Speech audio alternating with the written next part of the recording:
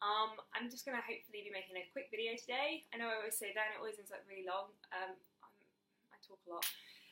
Anyway, today I'm going to talk about something a little bit more lighthearted than some of my more recent videos. It is about parenting and what parenting is. I think there's a lot of misconceptions about parenting. People think that it is, I don't know, taking kids to school or taking them on great outings or buying them presents or disciplining them or, you know, all those various things. And in a way it is. Those things are part of parenthood. You wouldn't be doing them unless you had children, unless you were a parent. But for me, that isn't the essence of parenting. That's not what parenting really means for me. But it was brought home to me yesterday and what inspired me to make this video, because my daughter Eloise is prone to having what can only be described as full-on meltdowns. It's more than a tantrum. It's like sort of a tantrum times a million. It's intense and uncontrollable, and she gets this anger. She's so little and she has so much anger in her, and she just screams and cries and, you know, makes her voice hoarse from it, and she can't control herself. She cannot control all of the emotion coming out of her, and it's painful to watch. As a parent, it is painful to watch, to see your daughter or your child, you know, whether you're boy or girl, whatever, in so much distress, and they don't know how to come down from it. And there are various techniques that are taught for dealing with that, like how you might deal with that. And because Rufus was never like that, I had to learn how to do that with Eloise. It only really started about 6 months ago that she started doing that. And it's not that frequent. They're less than once a month, I would say. And it's usually when she's had a long week. This week she has been really unwell, had a stomach bug, and it lasted 5 days, and she didn't really eat anything, so she's run down because she's tired, she's lost salts and sugars, and, you know, she was tiny already, she's even smaller now. So, you know, she really has been through it this week and is very tired, and we had missed her normal nap time, so she was going down sort of an hour later than she normally would. It's never a good idea with Eloise. She's good with a schedule.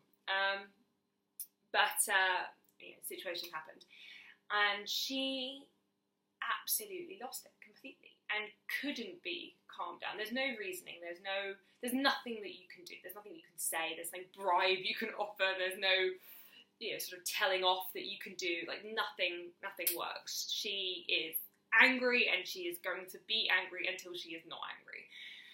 And you know, for a while Nick tried to do all the reasoning with her and things like that, but I knew it wasn't going to work. And he struggles with the bit that I do. The bit that I do is just sitting there, not reacting, and just waiting. And I had to learn how to do that, and he struggles to do it because it hurts so much, because you want to help, but actually intervening in any way doesn't help. She doesn't want she doesn't want you to touch her, she doesn't want you to talk to her. It's not going to help, it actually escalates things. And yeah, so it's really, really, really painful as a parent. So Nick struggles with that because he loves her so much, and he wants to make her feel better. So anyway, what I did was I sat in front of her bedroom door, on the inside of the bedroom with her, with my back against the door so she couldn't open it. And she just raged at me, and I just sat there. I kept my eyes closed, because if I have my eyes open, then I'm going to make eye contact, and that's going to escalate things. So I sit there quietly with my eyes closed. I don't react to anything she's doing. You know, at that time she's pulling my arm to try and get me away from the door. She's pulling my leg to try and get me away from the door. She pushed my head out of the way, and I just don't react. And the only time I did react to something, she threw something at me, which would have hurt had it hit me. I managed to catch it. So I had to sort of intervene then and be like, no, we're not doing that. I had to hide said article behind my back, at which point she's then tried to climb behind my back, which was pretty much up against the door. So that was a fun bit. But, you know, once I'd taken the thing away and put it behind my back, I went back to just ignoring her and just being in the room and trying to be as calm as possible. And I find that the calmer I am, the quicker she calms down. So if I take deep breaths and I try and put myself in another situation, I think about something else, that's what I do. Now, I know some people like to leave their child alone during these kind of tantrums or meltdowns. I don't, because I've seen her throw things. I've seen her more often actually hurt herself. She'll, hit the wall or kick the bed or something like that. And she actually ends up hurting herself, and obviously I don't want that to happen. So I need to be in the room just to keep an eye on her. But that's my situation. Everyone's is different. But anyway, so I sat there. I don't know how long I was doing this for. Probably half an hour, perhaps longer. Now, by her bedroom door, there is a toy box that the kids have that's just like sort of there, and there's a small space between the wall and the toy box. And she got her, after sort of trying to push me out of the way, she had got herself into this very small space, was crouched down, and was just beside herself. She was just moaning and whimpering, and was definitely on the come down from it, and which is always a relief. But because she's not completely calm, it's still a very tense moment, because things could kick off again. So you can't do anything that might kick her off. So you can't force a hug upon her. Not that I particularly do that anyway. I try and let it be up to the child whether they want to be hugged or not. But I don't try and force any kind of physical contact in any way. I don't talk too much, and if I do talk, it's very simple, because she's 2, and the simpler you keep it, the easier it is. I mean, even when I'm having one of my worst moments, or one of my, what can best be described as panic attack, the simplest thing for me is keeping the information that's coming into me as simple and as calm and as short as possible, and then I'm able to sort of process it and respond to it appropriately. And that's what I did. And eventually we got to a point where she was calm enough that she agreed to go and get into bed and lie down. And she had a drink, and she always likes to take a cracker to bed because she's Eloise. And she asked for some medicine because she's been poorly, so she's been having medicine. So she asked for some medicine. I didn't give it to her because she doesn't actually need it anymore. She's better, so I didn't give it to her. But she said that she wanted some. And she lay down in bed and she put her thumb in her mouth. And I said, "Can Mummy give you a cuddle now?" And she said, "Okay." And so I gave her a cuddle, and it's astonishing, the difference. And the thing is about it is that that's what parenting is.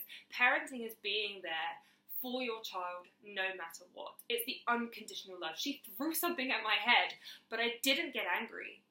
And I didn't say, "Right, that's it, I'm leaving." I stayed, and I stayed with her, and I loved her in that moment, despite everything that she was doing and how she was behaving and how awful it is. And if she continues doing this when she's older and has better vocabulary, I'm sure she will say some terrible things. I'm sure she will, like Rufus does when he's cross.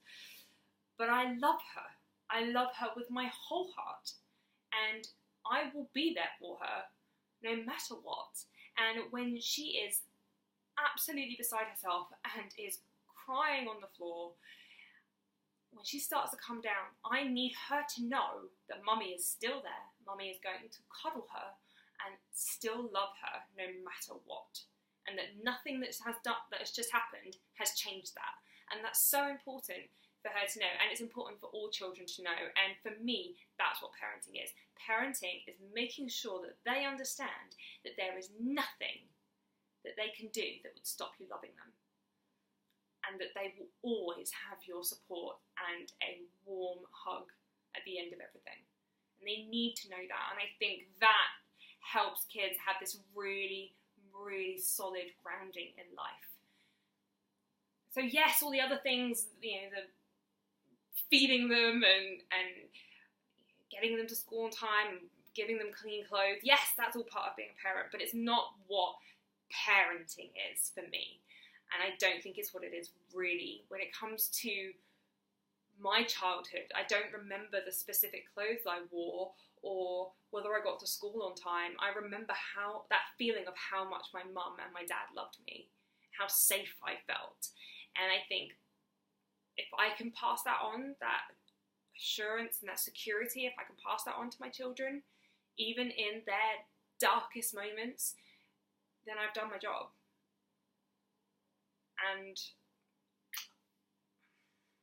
that's kind of all I have to say. I hope that makes sense. It was a bit of a ramble, but it was an interesting day yesterday. It was an interesting half hour, 40 minutes with my daughter, and I kind of just wanted to share my thoughts on it. Please, if you have had similar experiences, if your children do the similar kind of things that Eloise does, please comment below. I want to hear other people's experiences. And if you like this video or you're interested in more of my parenting kind of discussions, click the like button and please just subscribe, because then I'll know that I should keep making videos. Alright, okay, well, goodbye for now.